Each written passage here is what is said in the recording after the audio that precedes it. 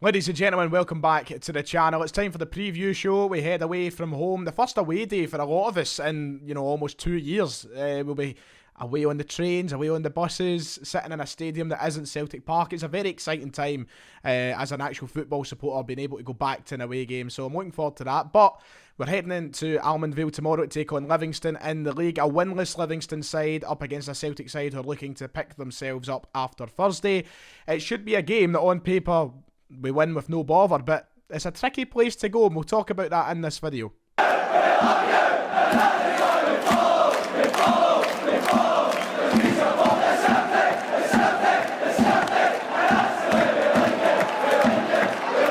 Before we go any further with the video, I just need to say thank you so much for 30,000 subscribers. We've done it. We've got over the line. The big 3-0. It is absolute madness. I cannot thank every single one of you enough. It is madness that we're at that point. Half the capacity of Celtic Park now subscribed to the channel. We have to keep going though. Let's get to full capacity of Celtic Park. If you haven't already, please hit that big red subscribe button below. It's absolutely free. You get daily content for nothing.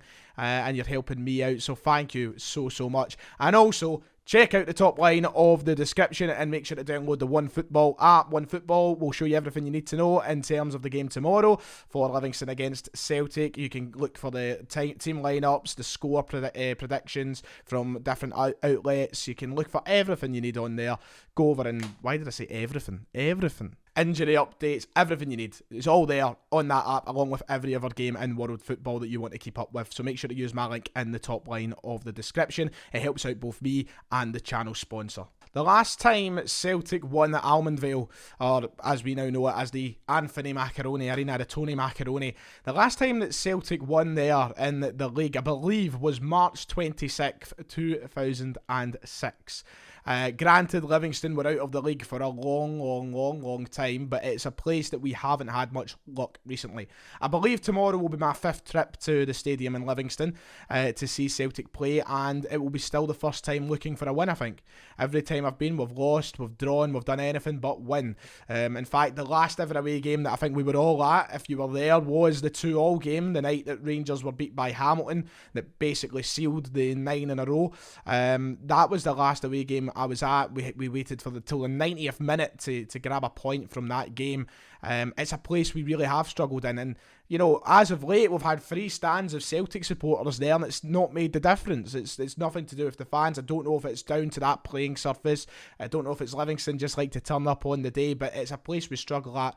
And even with Livingston being winless at the moment with 4 losses and a draw, I still have my doubts about going there, because I just feel like we don't have any luck. And it might be that surface, it might be the plastic parks, but for so long I've been an advocate of the whole, we can't use that as an excuse forever. Everybody's got to go and visit and play on it. Teams beat them on it all the time. It's not, we're a team of professional footballers at the end of the day, and if, we're not just a team of professional footballers, we're one of the best in the league, if not the best in the league. Rangers and Celtic are 2 teams that shouldn't struggle on any surface, really, when you're looking at the quality you're up against. So, I really do believe that we should be getting better results at Livingston, and hopefully Big Ange has a brilliant first visit tomorrow, because this is now the time to beat Livingston and turn that form of bad results there around. They're in a terrible state. Celtic are looking for their first league away win as well after losses at Ibrox and Tynecastle. It would be kind of perfect for Celtic to go there tomorrow and turn that sort of bad juju around. I love that phrase, bad juju. I love it. I feel like the Livingston side we're coming up against, and we'll talk about the opponents in a moment, the Livingston side we're coming up against haven't, or don't present the same sort of issues as they have the past few years. I don't feel like they're the same side. They're a side now who are talking about serious relegation candidates. I don't know how long David Martindale is going to last in the post. I feel like he might be gone sometime in the coming months if they don't buck up their ideas, but it's so typical of something just to go wrong tomorrow, and this is the start of their big season, the start of the big turnaround, in the season, and Martindale gets a result. Let's hope that doesn't happen, but we'll talk about Livingston in a moment. Let's talk about Celtic. We're coming off the back of a European visit, which does make it that little bit difficult, more difficult. The fact we've had to travel to Spain and back in time for this game to then play on an away surface that isn't grass as well. So, things aren't exactly ideal. and also we have to talk about, once again, like we did against Betis, that depleted side. We're looking at a Celtic team that is very, very, very thin at the moment, with a lot of injuries, with a lot of issues that make it impossible for some players to play. It's not the most ideal of situations heading away to Almonville. So, it's the same sort of situation heading into Thursday. But if you look at that performance on Thursday, despite the fact that I'm still angry that we collapsed from a 2-0 lead, and I'm still annoyed that we lost the game after being in a great position, and ultimately we still lost. You look at the way we played away from home to Betis, right? You look at the fact we score 3 goals over in Spain. If we can score 3 goals in Spain, should be able to score 3 goals down in West Lothian. That's the reality of it, I think. I am more confident now than ever to get a result away at Livingston, because you look at how we're playing at the minute, you look at how we're playing football, you look at how we're scoring goals. Even with a depleted squad, it's a squad that is more than good enough of beating Livingston. Well, more than good enough. Losing to Livingston would be, quite frankly, an embarrassment, I think, tomorrow. And if we want to keep ourselves in a good position in regards to where Rangers are being ahead of us, we need to win that game. So, I think we're in a great position. I think Thursday says to me that we shouldn't have to worry too much.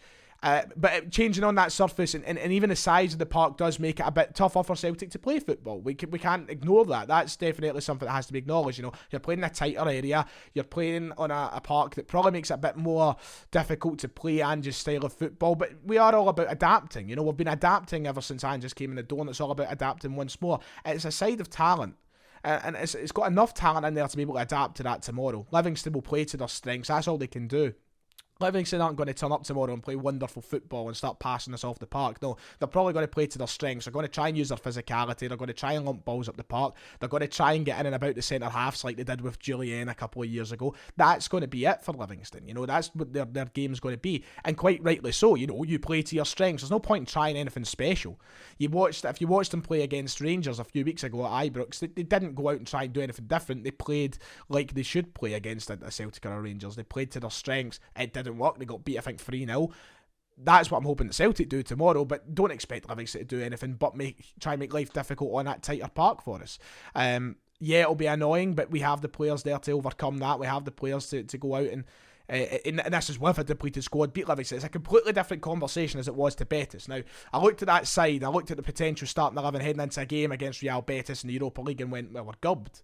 That's what I initially thought, but you put now the same 11 on the park against Livingston, it's more than good enough to get a result. The opposition then, we have basically touched on everything we need to in regards to them. Their run of form at the moment is not great. They picked up their first point at the weekend last week, a draw against Dundee, where Dundee were probably the better team in my opinion as well. Apart from that, 4 losses as well in the league. It has been a nightmarish start for them, and that all comes back to everything I said. This is the perfect sort of time to be playing them at their ground. The past couple of seasons, I feel like we've always went into playing Livingston when they've been decent enough. And as I've already said, they had better teams, so that's understandable, but they've always been, off the back of a couple of good results in the last sort of 5 they've played.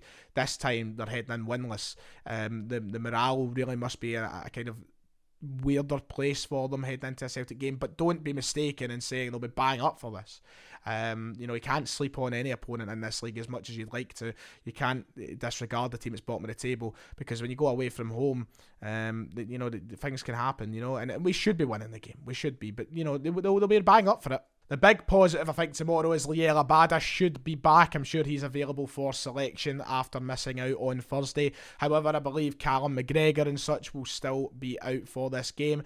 So in regards to that, do I see many changes from Thursday night? No, I don't. I think Abada might come back into the team. If so, if there is to be any changes, that would be understandable. I'd love to see him back in the team, and it's a good chance for him to get back firing in the score sheet or making assists as well. One of the two. Livingston seems like the sort of game we need him in. We need direct players.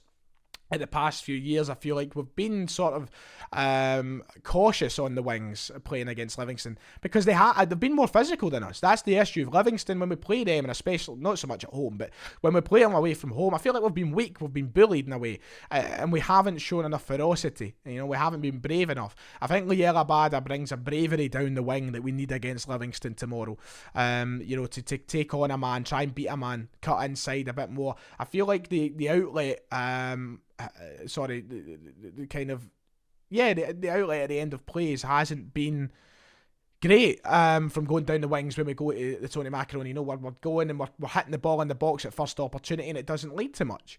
You know, we're not brave enough to try and beat the man. So I'm hoping Liel Abada does that tomorrow. I'm hoping he does go and brings a bravery to the right hand side if he does come back into the starting 11. So what is my predicted starting 11 then? It will be this. It'll be predicted the exact same as pretty much what Thursday was, except I think we'll see Adam Montgomery come out the team from now, and I think we'll see Abada come in on that right wing, putting Jota back over onto the left. Now, Montgomery could play at left back and we can shift Juranovic back over to the right hand side, but I must admit, I have a feeling he'll stick with Ralston this weekend in the team over on the right hand side, and I think Juranovic will stay over on the left. If it was up to me, I'd probably do it the other way about. I think I would prefer Montgomery playing in the left and Juranovic playing in the right, and Ralston be back at the bench. I thought Ralston was poor at points on Thursday, whereas Montgomery I thought looked decent. But I if I'm going for my predictions, that's what I think the starting 11 will be. I honestly don't see much of a change if Abada comes back in to the starting 11. If he doesn't, identical to Thursday night, but I think that'll be the team to take on Livingston, and I don't see why Ange would make any more changes than that. Score prediction then, let's see, to end off the video. I think that Celtic should win the game. I think we will win the game. Will it be as rip-roaring, free-scoring as things usually are? No, I don't think so. I think it will be a tighter affair. I would like us to keep a clean sheet though. I think that would be great. And right now, I don't look at that Livingston side as a side who threaten with goals. So I'm going to go 2-0 Celtic tomorrow. I'd take that. I'd walk away happy from the stadium tomorrow if we manage to get a 2-0 win. I'd be very, very pleased. So 2-0 Celtic is what I am going to go for. And that does it for my preview of tomorrow's game. Let me know your thoughts in the comments below.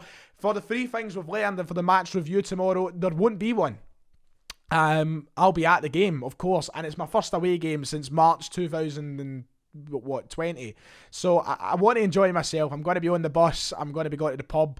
I'm not going to have an instant review / reaction up tomorrow. However, I might sort of record my thoughts if I can and try and upload something, maybe even some clips of the atmosphere at the game. But it will be nothing of the usual sort because I just won't have the time. But we'll be back on Monday, hopefully, with something to talk about.